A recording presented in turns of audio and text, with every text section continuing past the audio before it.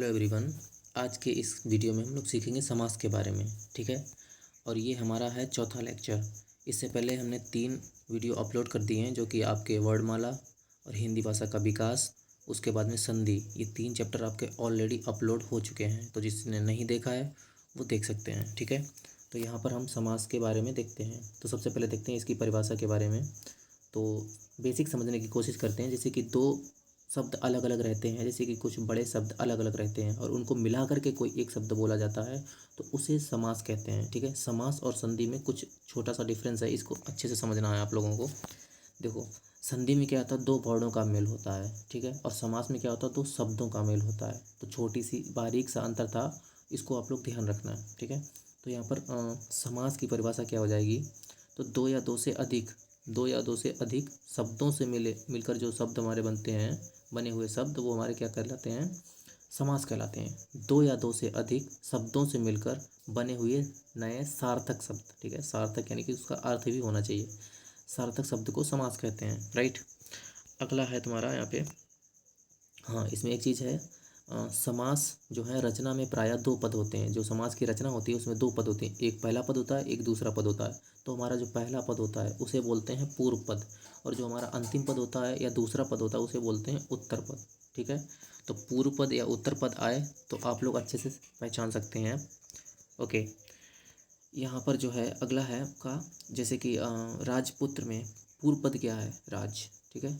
राजा यानी कि, हाँ, और उत्तर पद क्या है, पुत्र, यानी कि राजा का पुत्र। ठीक है। और यहाँ पर क्या चीज़ है, समास प्रक्रिया में पदों के बीच जो विभक्ति होती है उसका लोप हो जाता है, यानी कि जो विभक्ति है उसका लोप हो जाता है, यानी लुप्त हो जाती है। ठीक है। जैसे यहाँ पे देखो क्या है, राजा का पुत्र, तो राजपुत्र है ना, राजा का पुत्र यानी कि राजपुत्र होता है। यहाँ पर क्या है, संबंध कारक जो है आपका का, इसका जो है लोप हो चुका है यहाँ पे। ठीक है। तो आगे चलते हैं। जिस पद में समास हो चुका है उसे समस्त पद या फिर सामासिक पद कहते हैं। इसको भी याद रखना आप लोग। समस्त पद या फिर सामासिक पद कहते हैं। किसे कहते हैं, जिस पद में समास हो चुका है उसे। ठीक है। अब चलते हैं आगे समास के भेद के बारे में।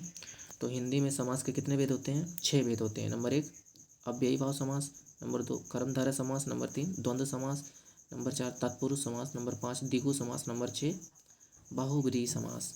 ठीक है। अब यहाँ पर कुछ पदों की प्रधानता के आधार पर हमारे समास का डिस्ट्रीब्यूशन किया गया है, तो उसको ध्यान से देखना। तो यहाँ पे सबसे पहले क्या है, पूर्व पद, यानी कि पूर्व पद प्रधान होता है। किसका होता है, तो पूर्व पद भाई प्रधान होता है आपका अव्ययी भाव समास का। ठीक है। अव्ययी भाव समास का। उसके बाद में उत्तर पद किसके प्रधान होते हैं, तो तत्पुरुष, कर्मधारय और द्विगु। तत्पुरुष, कर्मधारय और द्विगु। ठीक है। और दोनों पद किस में प्रधान होते हैं, तो द्वंद्व समास में दोनों पद प्रधान होते हैं। ठीक है। इसको समझने के लिए देखो कैसे, द्वंद्व समास में जो है, दो ऐसे लिखा ना, यानी कि दा और द 2 बार है, उसके नीचे वा भी लगा है, यानी दोनों में लगा है। तो इसको समझने की ट्रिक यही है कि दोनों पद किस में प्रदान होते हैं, तो देखो दोनों चीज़ें सेम सेम है, द्वा द्वा। ठीक है। इस प्रकार से इसको पहचानने में कोई दिक्कत नहीं होती है, यानी कि दोनों पद किसके प्रदान होते हैं, तो द्वंद्व समास के होते हैं। ठीक है। अगला क्वेश्चन है आपका नेक्स्ट, यानी कि दोनों पद किसमें अप्रधान होते हैं, तो भाई बहुब्री में दोनों पद अप्रधान होते हैं। इसमें क्या होता है, इसमें कोई तीसरा पद प्रधान होता है। ठीक है। जैसे कि पीत है अंबर जिसका, यानी कि पीतांबर। पीतांबर किसको कहते हैं, श्री कृष्ण को, यानी कि पीले वस्त्र हैं जिसके। तो न तो पीत और न तो अंबर, कोई भी प्रधान नहीं है, तीसरा व्यक्ति प्रधान है, यानी कि श्री कृष्ण प्रधान है। ठीक है। चलते हैं नेक्स्ट। अब यहाँ पर देखते हैं, सबसे पहला नंबर है हमारा अव्ययी भाव समास। ठीक है। अव्ययी भाव समास, इसके बारे में देखते हैं, इसकी परिभाषा क्या है। तो यहाँ पर क्या हो जाएगा, जिस समास का पहला पद पूर्व पद हो, पहला पद या फिर पूर्व पद अव्यय तथा प्रधान हो। पहला पद क्या होता है इसका, अव्यय भी होता है और प्रधान भी होता है, तो उसे क्या कहते हैं, अव्ययी भाव समास कहते हैं। ठीक है। उसे अव्ययी भाव समास कहते हैं। जैसे यहाँ पर क्या हो जाएगा, जैसे यहाँ पर कुछ इसके पूर्व पद के अव्यय दिए गए हैं पहचान के लिए। ठीक है। तो इसको ध्यान से देखो। देखो पहला पद इसमें क्या है, अब जैसे प्रति हो, कहीं पे आ हो, यथा हो, अनु हो, भर, हर, इस तरह के शब्द अगर जुड़े होते हैं तो वहाँ पर ये पहचान होती है कि वहाँ पर कौन सा समास होगा, तो अव्ययी भाव समास होगा। ठीक है। अव्ययी भाव समास। अब यहाँ पर इसके कुछ एग्जाम्पल दिए दिए गए हैं, इसको ध्यान से आप लोग देखेंगे। थोड़ा स्पीड में चलेंगे, कोई दिक्कत वाली बात नहीं है। ठीक है। क्योंकि एग्जाम्पल्स हैं, आप लोग चाहो तो इसको नोट भी कर सकते हैं, बड़े अच्छे से नोट्स बना सकते हैं जिसको अगर बनाना है। ठीक है, तो यहाँ पर पहला हो जाएगा आपका जैसे प्रतिदिन। ठीक है, तो प्रतिदिन, प्रतिदिन, प्रत्येक दिन, इसका समास विग्रह क्या हो जाएगा? प्रत्येक दिन। यथाक्रम, क्रम के अनुसार। यथाशक्ति, शक्ति के अनुसार। साध्य, साध्य के अनुसार। यथा कर्म, कर्म के अनुसार। यथा रुचि, रुचि के अनुसार। प्रतिकूल, इच्छा के विरुद्ध।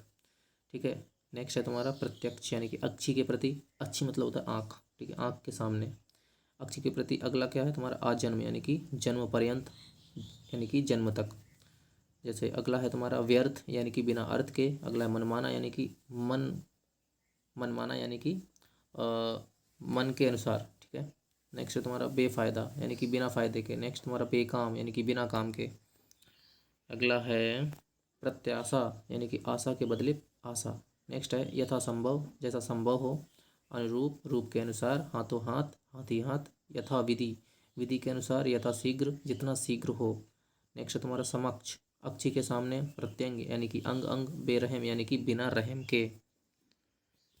सॉरी, नेक्स्ट तुम्हारा हो जाएगा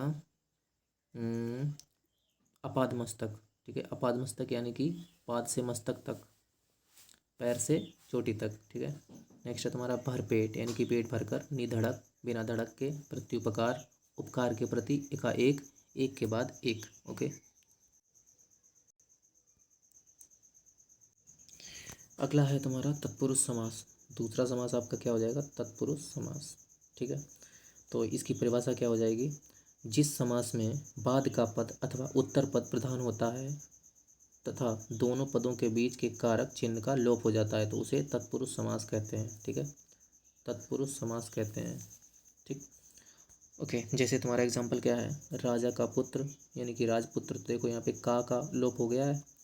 राजा का कुमार, यानी कि राजकुमार, इसमें भी लोप हो गया। धर्म का ग्रंथ, यानी कि धर्म ग्रंथ। रचना को करने वाला, यानी कि रचनाकार। तो इसमें जो को विभक्ति है ना, इसकी यहाँ पर इसका लोप हो चुका है। ठीक है, चलते हैं आगे अब। तो तत्पुरुष समास के भेद कितने होते हैं? देखो यहाँ पर विभक्तियों के नाम के अनुसार इसके 6 भेद होते हैं।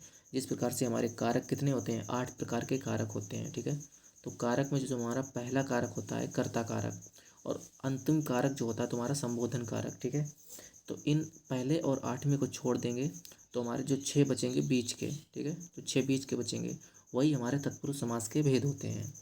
ठीक है, तो वही उनको एक एक करके देखते हैं। तो सबसे पहला हमारा क्या हो जाएगा? कर्म तत्पुरुष समास। ठीक है, कर्म तत्पुरुष है ना। तो कर्म तत्पुरुष, देखो यहाँ पे कर्ता को छोड़ दिया ना, तो दूसरे वाले को लिया कर्म तत्पुरुष। ये हमारा पहला तत्पुरुष समास होता है। इसमें क्या होता है? कर्म कारक की विभक्ति जो है को, इसका लोप हो जाता है। ठीक है, जैसे क्या है तुम्हारा एग्जाम्पल पे अच्छे से आप लोग फोकस करना। ठीक है, तो यहाँ पर गगन चुंबी, देखो गगन चुंबी है ना, इसमें गगन को चूमने वाला, देखो को विभक्ति जो थी इसका लोप हो चुका है, इसीलिए यहाँ पे गगन चुंबी हो गया है। ठीक, तो इसको स्पीड में हम पढ़ते हैं, तो आप लोग ध्यान से सुनना। जैसे तुम्हारा है स्वर्गवास, तो स्वर्ग को वास, चिड़ी मार, चिड़ियों को मारने वाला। कट फोड़ा, यानी काट को फोड़ने वाला। सड़ागत, सड़ को आया हुआ। मोक्ष प्राप्त, मोक्ष को प्राप्त। जेब कतरा, जेब को कतरने वाला। माखन चोर, माखन को चुराने वाला। सुख प्राप्त, सुख को प्राप्त करने वाला। ठीक है, अगला है तुम्हारा मुंह तोड़, मुंह तोड़ने वाला। सुखप्रद, यानी कि सुख को देने वाला। ग्रहागत, यानी कि ग्रह को आगत। ठीक है, नेक्स्ट यहाँ पर कुछ और एग्जांपल्स हो जाएंगे। नहीं, अब अगला है तुम्हारा करण तत्पुरुष समास। ठीक है, तो करण तत्पुरुष समास में क्या होता है? ध्यान से देखना आप लोग। इसकी परिभाषा हो जाएगी। इसमें क्या है? करण कारक की विभक्ति जो है से या फिर के द्वारा, से या के द्वारा का लोप हो जाता है। ठीक है, कैसे लोप होता है? यहाँ पर देखिएगा, आपको एक तरफ आपको मिलेंगे समस्त पद और एक तरफ मिलेंगे आपको समास विग्रह। ठीक है, तो यहाँ पर जैसे तुम्हारा क्या है? शोकग्रस्त, तो यहाँ पे शोक से ग्रस्त, देखो यहाँ पे से जो विभक्ति है सब में, सबका से का लोप हो चुका है। ठीक है, इसी प्रकार से तुम्हारा रोगग्रस्त, तो रोग से ग्रस्त। पद दलित, तो पद से दलित। रस भरा, रस से भरा। श्रमजीवी, तो श्रम से जीने वाला। रोग पीड़ित, तो रोग से पीड़ित। ईश्वर दत्त, यानी कि ईश्वर द्वारा दिया गया। इसी प्रकार से तुम्हारा इधर भी हो जाएगा। तुलसी कृत, तो तुलसी द्वारा कृत, यानी तुलसी द्वारा रचा गया। और शोकाकुल, यानी शोक से आकुल। अकाल पीड़ित, यानी अकाल से पीड़ित। काम चोर तो काम से चोर, देह चोर तो देह से चोर, गुण युक्त यानी कि गुण से युक्त, गुणहीन यानी कि गुण से हीन। ठीक है, नेक्स्ट तुम्हारा है संप्रदान तत्पुरुष समास। तो संप्रदान तत्पुरुष समास किसे कहते हैं? इसमें जो है संप्रदान कारक की विभक्ति यानी कि को या फिर के लिए इसका लोप हो जाता है, यानी कि ये गायब हो जाते हैं। जैसे स्नान घर, स्नान के लिए घर, ब्राह्मण दक्षिणा, ब्राह्मण के लिए दक्षिणा, विधानसभा तो विधान के लिए सभा, देशभक्ति तो देश के लिए भक्ति, यज्ञ वेदी तो यज्ञ के लिए वेदी, गौशाला तो गायों के लिए शाला, पुत्र शोक यानी कि पुत्र के लिए शोक। ठीक है, अगला तुम्हारा है मार्ग व्यय यानी कि मार्ग के लिए व्यय, सभा भवन तो सभा के लिए भवन, शिवार्पण यानी कि शिव के लिए अर्पण, लोक हितकारी यानी कि लोक के लिए हितकारी या फिर लोगों के लिए हितकारी। नेक्स्ट तुम्हारा साधु दक्षिणा यानी कि साधु के लिए दक्षिणा या भीख। नेक्स्ट तुम्हारा कन्या विद्यालय यानी कन्या के लिए विद्यालय, हवन कुंड यानी हवन के लिए कुंड। ठीक है, अगला है तुम्हारा अपादान तत्पुरुष समास। ठीक है, तो अपादान तत्पुरुष समास में क्या है? इसमें अपादान कारक की विभक्ति जो है से यानी कि अलग होने का भाव जो होता है से, इसका लोप हो जाता है यानी कि ये गायब हो जाता है।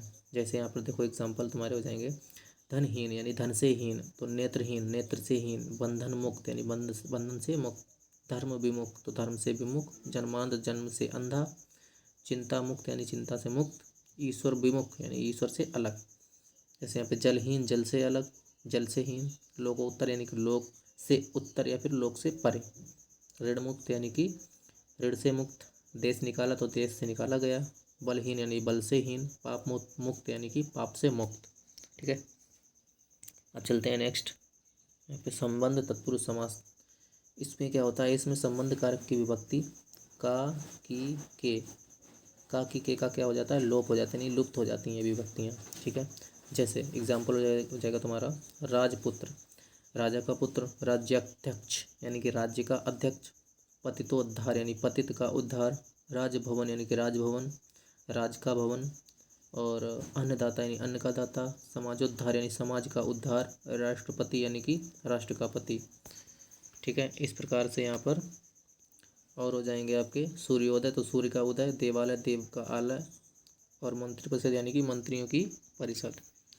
जैसे यहाँ पर शिवालय है जहाँ का शिव का आलय, लोकनायक तो लोक का नायक, गंगा जल गंगा का जल, देश सेवा देश की सेवा, राम राज्य यानी कि राम का राज्य, सभापति तो सभा का पति, वीर पुत्र यानी कि वीर का पुत्र, ईश्वरोपासना यानी कि ईश्वर की उपासना, घुड़ दौड़ यानी कि घोड़ों की दौड़, जगन्नाथ यानी कि जगत के नाथ।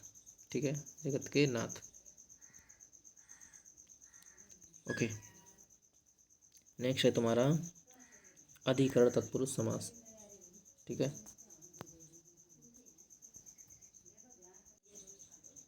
नेक्स्ट है तुम्हारा अधिकरण तत्पुरुष समास। ठीक है, तो इसमें क्या होता है? इसमें अधिकरण कारक की विभक्ति जो क्या होती है? में और पे, में और पर, इसका लोप हो जाता है यानी कि ये गायब हो जाती है। एग्जाम्पल क्या हो जाएंगे तुम्हारे? पुरुषोत्तम यानी कि पुरुषों में उत्तम, सर्वोत्तम सभी में उत्तम, नरोत्तम नरों में उत्तम, वनवास वन में वास, सिंहासनारूढ़ यानी सिंहासन पर आरूढ़, आप बीती आप पर बीती, कवि श्रेष्ठ कवियों में श्रेष्ठ, कला प्रवीण कला में प्रवीण, धर्मवीर धर्म में वीर, स्वर्गवासी स्वर्ग में वास करने वाला, ग्राम में वास करने वाला, ध्यान मग्न ध्यान में मग्न, शास्त्र निपुण शास्त्र में निपुण, पुरुष सिंह यानी पुरुषों में सिंह, शोक मग्न यानी कि शोक में मग्न, रण सूर यानी कि रण में सूर। ठीक है, अब यहाँ पर आते हैं कुछ तत्पुरुष समास के उपभेद। यहाँ से अक्सर क्वेश्चन पूछ लेता है एग्जामिनर, तो इसको एक नज़र में देख लेते हैं। ठीक है, इसमें क्या है? उपर्युक्त भेदों के अलावा तत्पुरुष समास के दो उपभेद होते हैं। ठीक है, नंबर एक तुम्हारा अलुक तत्पुरुष, नंबर तुम्हारा नए तत्पुरुष। ठीक है, तो अलुक में क्या हो जाएगा तुम्हारा? देखो, जिसमें समास करने पर विभक्ति का लोप नहीं होता है। ठीक है, जिसमें समास करने पर विभक्ति का लोप नहीं होता है उसे अलुक तत्पुरुष समास कहते हैं। जैसे युधिष्ठिर यानी कि युद्ध में स्थिर, युद्ध हो जाएगा प्लस स्थिर हो जाएगा, इसका मतलब होता है ज्येष्ठ पांडव, यानी कि युद्ध मतलब होता है युद्ध में, स्थिर मतलब स्थिर। मनसिज तो मनसी प्लस जा होता है, इसका मतलब होता है मन में उत्पन्न होने वाला, यानी कि मनसी मतलब होता है मन और जा मतलब उत्पन्न होने वाला। ठीक है, तो ये हमारा क्या हो जाएगा? कामदेव। अगला है तुम्हारा खेचर, खे मतलब खे प्लस चर। ठीक है, खे प्लस चर, तो खे मतलब होता है आकाश और चर मतलब होता है विचरने वाला, यानी कि आकाश में कौन विचरता है? तो पक्षी। ठीक है, तो अगला हो जाएगा तुम्हारा नए तत्पुरुष समास। इसमें क्या होता है? इस समास में द्वितीय पद प्रधान होता है। कौन सा? द्वितीय पद प्रधान होता है, किंतु प्रथम पद संस्कृत के नकारात्मक अर्थ को देने वाले अ या फिर अन उपसर्ग से युक्त होता है, यानी कि या तो आ लगा होगा या तो अन लगा होगा। ठीक है, इसमें मेनली क्या होता है? मुख्य रूप से इसमें निषेध का भाव प्रकट होता है, बस आपको इतना ध्यान रखना है। नकारात्मक भाव इसमें प्रकट होता है, तो उसे नए तत्पुरुष समास कहते हैं। जैसे जैसे जैसे तुम्हारे एग्जाम्पल हो जाएंगे, समस्त पद इधर तुम्हारा विग्रह हो जाएगा। जैसे अनाथ यानी कि ना हो नाथ जिसका, अनाचार यानी कि ना हो आचार जिसका, अजन्मा यानी ना जन्म लेने वाला, अडिग यानी कि ना डिगने वाला, अकर्म बिना कर्म के, अधर्म बिना धर्म के, अचल ना चल, और अनिच्छुक ना इच्छुक, अनाव्रत यानी कि ना अव्रत, अनंत यानी कि ना हो अंत जिसका, जैसे कि असंभव ना हो संभव, अलौकिक ना लौकिक हो। ठीक है, इसी प्रकार से और भी हैं। जैसे तुम्हारा अन्याय तो ना न्याय, अनादर ना आदर, अमर ना अमर, अनभिज्ञ तो ना अभिज्ञ, और यहाँ पर अनदेखा यानी कि ना देखा हुआ, अछूत यानी कि ना छूत, अगोचर ना गोचर, नालायक यानी कि नहीं है लायक जो, अनादि यानी कि ना हो आदि जिसका, अभाव यानी कि ना हो भाव जिसका, अनपढ़ यानी कि ना पढ़ा हुआ। ठीक है, ये हो जाएंगे आपके। अगला है तुम्हारा नंबर 3। ठीक है, कर्मधारय समास। कर्मधारय समास की परिभाषा क्या होती है भाई? देखो, जिस समस्त पद का उत्तर पद हो, यानी अब उत्तर पद या फिर पूर्व पद, एक मिनट,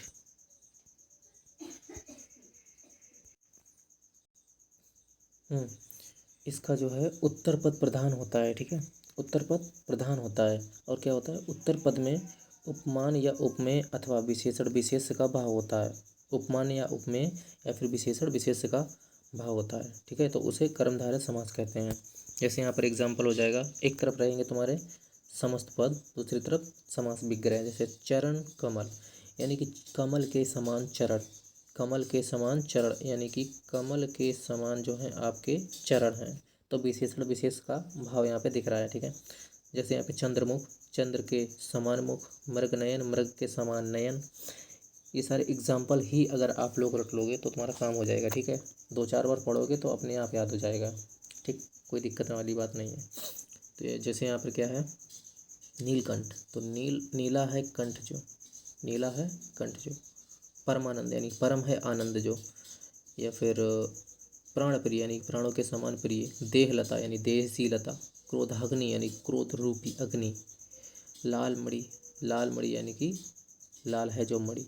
नेक्स्ट है तुम्हारा महादेव, महान है जो देव, घन श्याम यानी घन के समान श्याम, महावीर यानी कि महान है जो वीर, महाकवि यानी कि महान है जो कवि, नील कमल यानी कि नीला है जो कमल, परमेश्वर यानी कि परम है जो ईश्वर, महात्मा यानी कि महान है जो आत्मा, नराधम यानी कि अधम है जो नर, लौह पुरुष यानी लौह के समान पुरुष, नरसिंह यानी कि नर के समान सिंह। ठीक है,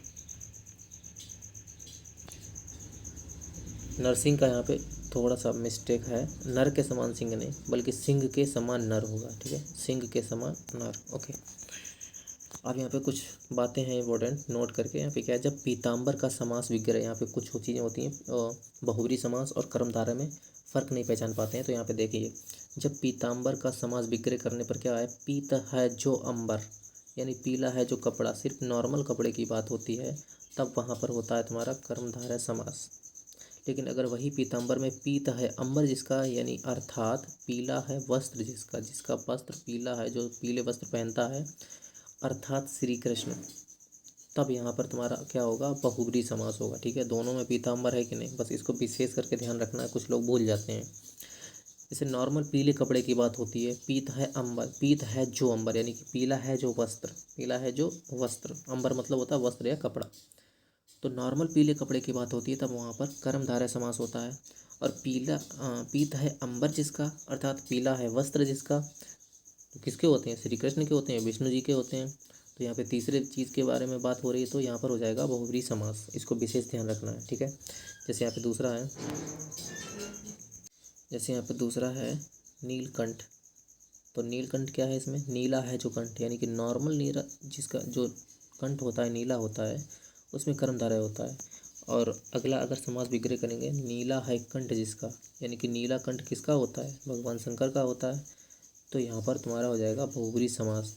नॉर्मल अगर कंठ नीला है जो कंठ है, जो कंठ नीला है नॉर्मल, वो हो जाएगा तुम्हारा कर्मधारय।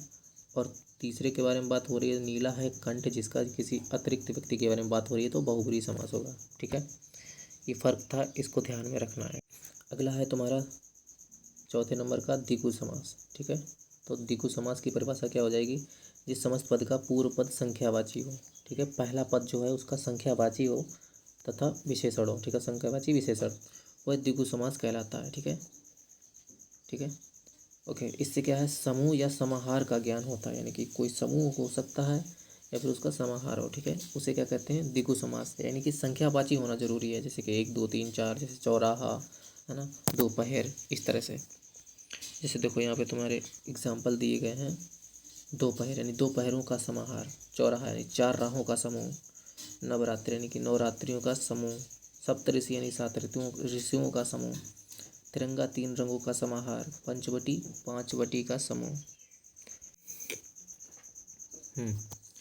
दोपहर यानी दोपहरों का समाहार, यानी कि चौराहा 4 राहों का समूह, नवरात्रियों का, अच्छा यहाँ तक हो गया था आपका, कहाँ तक हो गया था, तिरंगा तक हो गया था। ठीक है, यानी कि पंचवटी तो 5 वटों का समाहार, अठन्नी 8 आनों का समाहार, त्रिभुज 3 भुजाओं का समाहार, त्रिफला 3 फलों का समाहार, नवग्रह 9 ग्रहों का समाहार, नवरत्न 9 रत्नों का समाहार। अब यहाँ पर चतुर्दिक।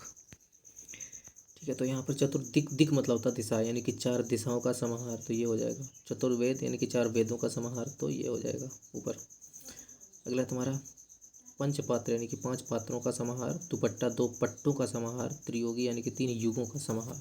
ठीक है, यहाँ पर कुछ नोट में इंपॉर्टेंट चीज़ लिखी है, इसको ध्यान रखना।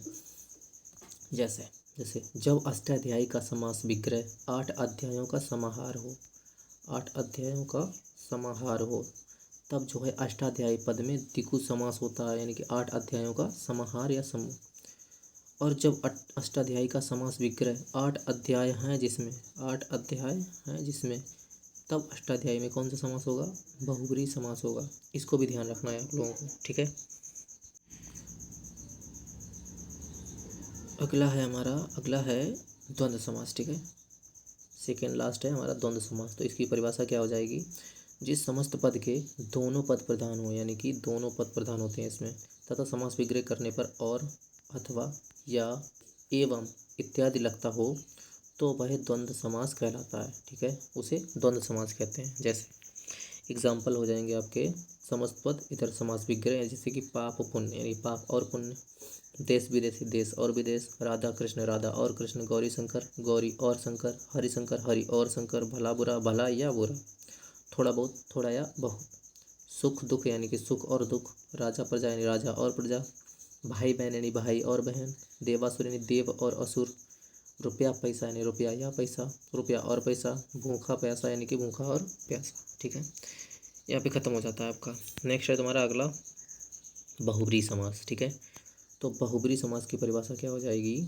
जिस समस्त पद में कोई पद प्रधान नहीं होता है, यानी कि इसमें कोई भी पद प्रधान नहीं होता है, दोनों पद मिलकर किसी तीसरे पद की ओर संकेत करते हैं। ठीक है, उसे क्या कहते हैं, उसे बहुब्री समास कहते हैं। ठीक, जैसे तुम्हारा क्या हो जाएगा, जैसे नीलकंठ यानी नीला है कंठ जिसका, अर्थात शिव, यहाँ पर दोनों पद मिलकर किसी तीसरे पद की ओर इशारा करते हैं। ठीक है, ओके। अब देखते हैं इसके एग्जाम्पल। जैसे तुम्हारा क्या हो जाएगा, जैसे हो जाएगा तुम्हारा लंबोदर, यानी कि लंबा है उदर जिसका, अर्थात गणेश, चक्रपाणी चक्र है पाणी जिसके, अर्थात विष्णु, महावीर महान है जो वीर, अर्थात हनुमान जी, चतुर्भुज यानी कि 4 हैं भुजा जिसकी, अर्थात विष्णु, त्रिलोचन यानी कि 3 है लोचन जिसके, अर्थात शिव, लोचन मतलब आँख, मृत्युंजय मतलब मृत्यु को जीतने वाला, अर्थात शिव यानी शंकर, पीतंबर यानी कि पीत है अंबर जिसका, अर्थात श्री कृष्ण। ठीक है, नेक्स्ट एग्जाम्पल है इसके, मृग नयनी यानी कि मृग के समान नयन है जिसके, सीता, दशानन यानी कि 10 हैं आनन जिसके, रावण, त्रिनेत्र यानी 3 है नेत्र जिसके, तो शिव, एक दंत यानी कि 1 है दांत जिसके, तो गणेश, सहस्त्रास्त्र यानी कि सहस्त्र है आंखें जिसकी, अर्थात इंद्र, जलज यानी कि जल में उत्पन्न होने वाला, अर्थात कमल, चक्रधर यानी चक्र के को धारण करने वाला अर्थात विष्णु। ठीक है, नेक्स्ट हो जाएंगे तुम्हारे नेक काम यानी कि नेक है नाम जिसका, नेक नाम यानी कि नेक है नाम जिसका अर्थात यश वाला व्यक्ति, यश वाला कोई विशेष व्यक्ति जिसका मान सम्मान बहुत ज़्यादा है। नेक्स्ट है मीठ बोला यानी कि मीठी है बोली जिसकी, ये भी कोई विशेष व्यक्ति हो जाएगा। अगला है तुम्हारा जलद यानी कि जल देता है जो अर्थात बादल। चंद्रशेखर यानी कि चंद्र है शिखर पर जिसके अर्थात शिव शंकर। चंद्रमौली ये भी वही हो जाएगा, चंद्र है मौली यानी कि जटाओं पर जिसके चंद्र है, वो भी शंकर भगवान हो जाएंगे। नेक्स्ट है तुम्हारा गिरिधर यानी गिर को धारण करने वाला अर्थात श्री कृष्ण। गिरि मतलब होता है पर्वत यानी कि पर्वत को किसने धारण किया था, गोवर्धन पर्वत को श्री कृष्ण ने, तो गिरिधर उनका नाम है। अगला है तुम्हारा शूल पाड़ी यानी कि शूल है पाड़ी में जिसके। ठीक, नेक्स्ट है तुम्हारा बीड़ा यानी कि पीड़ा है पहाड़ी में जिसके अर्थात सरस्वती। अगला है तुम्हारा जितेंद्र, जितेंद्रिय यानी जीती हैं इंद्रिया जिसने अर्थात हनुमान जी। नेक्स्ट है चौलड़ी यानी कि चार हैं लड़ियाँ जिसमें, चार हैं लड़ियाँ जिसमें यानी कि विशेष प्रकार की माला।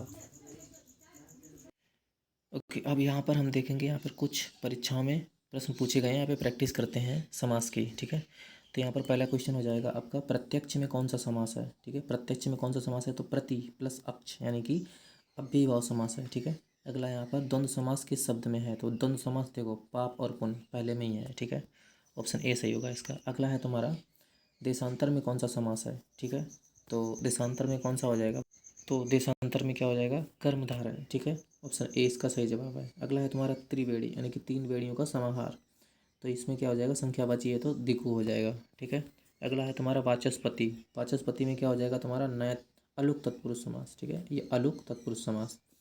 अगला है तुम्हारा युधिष्ठिर, ये तो बताया था पहले ही, तो युधिष्ठिर यानी कि इसमें हो जाएगा तुम्हारा अलुक तत्पुरुष समास, ऑप्शन नंबर सी। ठीक है, अगला है तुम्हारा आठ हैं अध्याय जिसमें यानी कि बहुब्री समास, इसको अच्छे से समास विग्रह किया था, आपको पीछे देखना चाहिए। ठीक है, अगला है गोबर गणेश, एक ही समास का उदाहरण है यानी कि कारण तत्पुरुष समास। ठीक है, गोबर के समान गणेश। ओके, अब यहाँ पर अगला क्वेश्चन है तुम्हारा, यहाँ पर इसको थोड़ा सा जूम कर लेते हैं। ठीक है, थोड़ा सा जूम।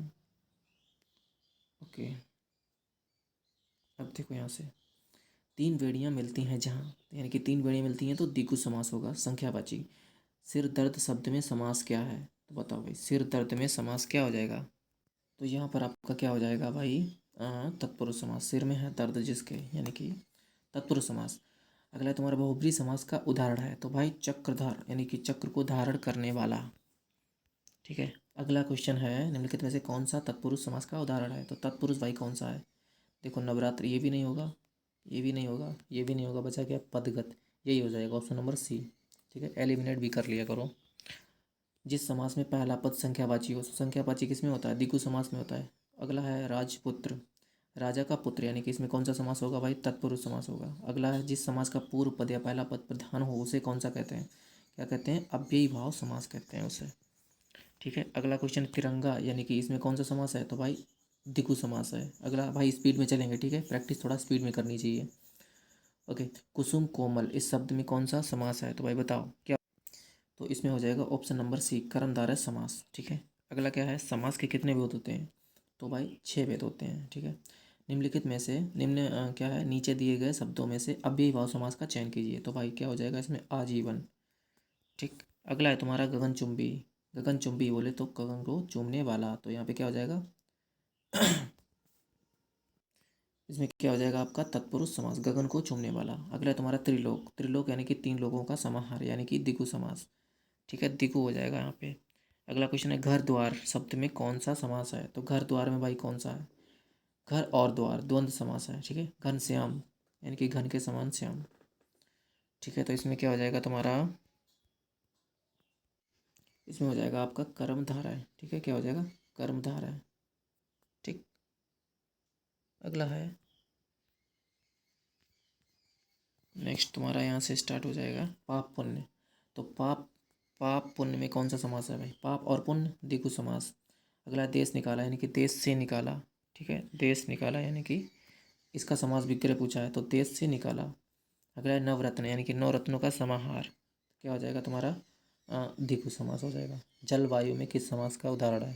तो जल और वायु, जल और वायु द्वंद्व समास। अगला है माखन चोर यानी कि माखन को चुराने वाला, माखन चोर यानी कि माखन को चुराने वाला तत्पुरुष समास। अगला है रुपया पैसा यानी कि रुपया और पैसा, ऑप्शन नंबर ए द्वंद्व समास। अगला है शतांश यानी कि 100, ये भी संख्यावाची है तो द्विगु समास, ठीक है। अगला है चक्रपाणी, तो इसका समास विग्रह पूछा है तो चक्र है पाड़ी में जिसके, ऑप्शन नंबर डी। अगला है दिगंबर शब्द में कौन सा समास है? तो दिगंबर, दिगंबर में भाई बताओ बहुब्री समास है, ये किसी तीसरे व्यक्ति के बारे में बता रहा है। अगला है तत्पुरुष समास का उदाहरण, इसमें क्या पूछा? तत्पुरुष समास का उदाहरण क्या है? तो भाई बताओ। दोपहर, राधा कृष्ण, दाल भात, ये भी नहीं होगा। नगर में वास करने वाला यानी कि ऑप्शन नंबर ए। अगला है मुख चंद्र यानी कि मुख जो है चंद्रमा के समान है, तो भाई विशेषण विशेष का भाव तो कर्मधार है। अगला है गजानन, तो गजानन इसमें कौन सा हो जाएगा? यानी कि तीसरे व्यक्ति के बारे में बात होती है तो बहुब्रीहि समास, ओके। अगला क्वेश्चन है तुम्हारा यथाशक्ति, यथाशक्ति यानी कि शक्ति के अनुसार, तो यहाँ पर अव्ययी भाव समास होगा। शिव पार्वती यानी कि द्वंद्व समास, शिव और पार्वती। नेक्स्ट है तुम्हारा यहाँ पर क्या है? जिस समास में दोनों खंड समान हो, किसमें दोनों खंड समान होते हैं भाई? तो यहाँ पे क्या है? द्वंद्व समास में दोनों पद प्रधान होते हैं, ठीक है। अगला है दो भाषाओं से बना शब्द कौन सा है? इसमें कौन सा हो जाएगा? तो धन और दौलत, ठीक है, ऑप्शन नंबर सी। अगला है तुम्हारा मनोहर का समास विग्रह, मनोहर यानी कि मन को हरने वाला। अगला है चरण कमल का समास विग्रह क्या होगा? तो चरण के समान, कमल के समान चरण, ठीक है, कमल के समान चरण यानी कि सी। अगला यहाँ पर गिरिधर का समास विग्रह यानी कि गिरि को धारण करने वाला अर्थात कृष्ण, यानी कि देवासुर, इसमें कौन सा? देव और असुर द्वंद्व समास है, ठीक है, द्वंद्व समास। अगला है रोगग्रस्त में कौन सा समास है? रोग से ग्रस्त, ठीक है, तो रोग से ग्रस्त यहाँ पर हो जाएगा आपका तत्पुरुष समास, रोग से ग्रस्त, ठीक है। अगला है चंद्रभाल, चंद्रभाल यहाँ पर बहुब्रीहि समास होगा। अगला है तुम्हारा आज दिल्ली की घुड़दौड़ देखने योग्य थी, वाक्य में प्रयुक्त सामासिक शब्द का निर्धारण करके बताएं उसमें कौन सा समास है, ठीक है। तो इसमें कौन सा समास है? इसमें आपका हो जाएगा तत्पुरुष समास, ठीक है, तत्पुरुष समास। कैसे है? थोड़ा सा दिमाग लगाओ, ओके। यहाँ पर अगला है तुम्हारा नवयुवक, इसमें कौन सा समास है? तो कर्मधारय है, विशेषण विशेष का भाव है। अगला पीताम्बर, अगर सीधा पीताम्बर या दिगंबर कुछ भी लिखा हो तो वहाँ पे कुछ नहीं सोचना है, बस बहुब्रीहि मारना है, ठीक है। अगला है तुम्हारा यथार्थ, यथार्थ को देखते ही पता लग जाएगा ये अव्ययी भाव है।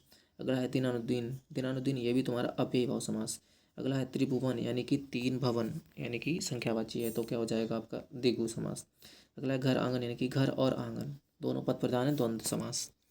अगला है तुम्हारा वाचस्पति, वाचस्पति, तो वाचस्पति में तुम्हारा तत्पुरुष समास हो जाएगा। अगर तत्पुरुष ना होता तो तुम्हारा नए तत्पुरुष समास होता, सॉरी अलुक तत्पुरुष समास होता, ठीक है, अलुक, अगर ये ना होता तो। अगर ये है तो इसको यही लगाएंगे, ठीक है। अगला है तुम्हारा चरण कमल यानी चरण कमल, चरण के यानी कमल के समान चरण, यानी कि तुम्हारा क्या हो जाएगा? कर्मधारय है, ठीक है, यहाँ पर कर्मधारय हो जाएगा। अगला है तुम्हारा चौमासा यानी कि 4 मासों का समूह, समाहार, इसका समास विग्रह क्या होगा? 4 मासों का समूह।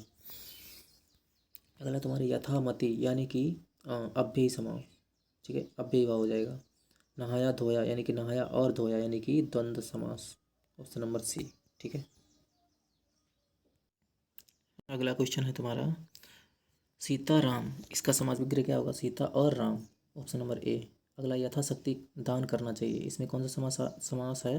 अव्ययी भाव समास, ठीक है, प्रतिमान, ठीक है, प्रतिमान में क्या है? यह अव्ययी भाव प्रति जुड़ा है, ठीक है। अगला है बैलगाड़ी यानी कि बैल के लिए गाड़ी, तत्पुरुष समास होगा, ठीक है, बैल के लिए गाड़ी। अगला है तुम्हारा गगनचुंबी, इसमें जो है मुंबई में गगनचुंबी इमारतें हैं, इसमें क्या है? गगनचुंबी को बताना, इसमें कौन सा समास है? तो भाई गगन को चूमने वाला यानी कि तत्पुरुष समास। अगला यथासंभव यानी कि अव्ययी भाव समास, कई बार पूछा ये। परमेश्वर यानी कि परम है जो ईश्वर है यानी कि अव्ययी भाव, सॉरी अव्ययी भाव नहीं होगा, यहाँ पे कर्मधारय होगा, ठीक है। अगला यहाँ पर देशभक्ति यानी कि देश के लिए भक्ति, तत्पुरुष समास। पंचवटी में क्या हो जाएगा? द्विगु समास, ठीक है, ऑप्शन नंबर सी। अगला है समास के पदों को अलग करने को क्या कहते हैं? तो भाई समास विग्रह होता है ना, तो विग्रह कहते हैं। अगला है तुम्हारा नीलांबर शब्द में कौन सा समास है? नीलांबर यानी कि नीला अंबर, तो क्या हो जाएगा भाई? नीला है जो अंबर यानी कि कर्णधार है, ठीक है, नीला है जो अंबर। अगला है कौन सा अधिकरण तत्पुरुष समास नहीं है? तो भाई कौन सा नहीं है? तो बताओ।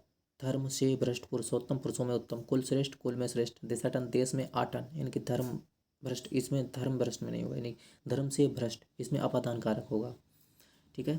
अगला क्वेश्चन है अव्ययी भाव समास का उदाहरण है, तो पल पल, अंत अनंत, अन्न जल, धर्माधर्म, ये तीनों जो है तुम्हारे द्वंद्व समास के उदाहरण होंगे, लेकिन पल पल ये तुम्हारा अव्ययी भाव का उदाहरण है। ठीक है, इसमें जो है अलग चीज़ें नहीं हो रही हैं, सेम चीज़ है। नेक्स्ट अगला क्वेश्चन है तुम्हारा वचनामृत। वचनामृत में क्या है तुम्हारा, वचन रूपी अमृत, यानी कि ऑप्शन नंबर डी। अगला है शस्त्र प्रवीण महाविद्यालय में पीताम्बर धारण करने आते हैं, इस वाक्य में तत्पुरुष समास कौन सा है। तत्पुरुष क्या है, तो यहाँ पे शस्त्र प्रवीण है तत्पुरुष समास। ठीक है। अगला है कर्मधारय समास का उदाहरण कौन सा है, तो भाई प्रिय सखा। ठीक है, इसमें ऑप्शन नंबर ए सही होगा इसका। अगला क्वेश्चन है, इसमें मिलान करने को है। ठीक है, तो यहाँ पर देखिएगा यथा शीघ्र, यानी कि ये तुम्हारा अव्ययी भाव होगा। उसके बाद में इसमें जो है आपका गिरधर, यानी कि गिरधर यानी कि गिर को धारण करने वाला, इसमें क्या हो जाएगा, बहुव्रीहि। ठीक है, बी का ए हो जाएगा। ठीक है। अगला क्या है, विदेश गमन, यानी कि अच्छा पहला क्या हो जाएगा, पहले का दूसरा हो जाएगा, यानी कि विदेश गमन, यानी कि तत्पुरुष समास होगा। इसमें बचा क्या है, एक, इसका हो जाएगा देश विदेश, यानी कि द्वंद्व समास। तो ऑप्शन नंबर कौन सा होगा इसका, ऑप्शन नंबर सी। ठीक है। चलते हैं यहाँ पे अगले क्वेश्चन पे, राज दरबार, यानी कि राज के लिए दरबार। ठीक है, तो यहाँ पर राज के लिए दरबार क्या होगा, यहाँ पर तत्पुरुष समास। ठीक है, ऑप्शन नंबर बी। अगला यहाँ पर जिन सामासिक पदों में पहला पद संख्यावाची हो, तो भाई संख्यावाची किसका होता है, ऑप्शन नंबर बी, द्विगु समास का होता है। ठीक है। और जिसको भाई उत्तरमाला चाहिए तो यहाँ पर देख लीजिए, आप अपना स्क्रीनशॉट ले सकते हैं, उसके बाद में सारे क्वेश्चन सॉल्व कर सकते हैं। ठीक है, तो ये यहाँ पर क्लास समाप्त होती है।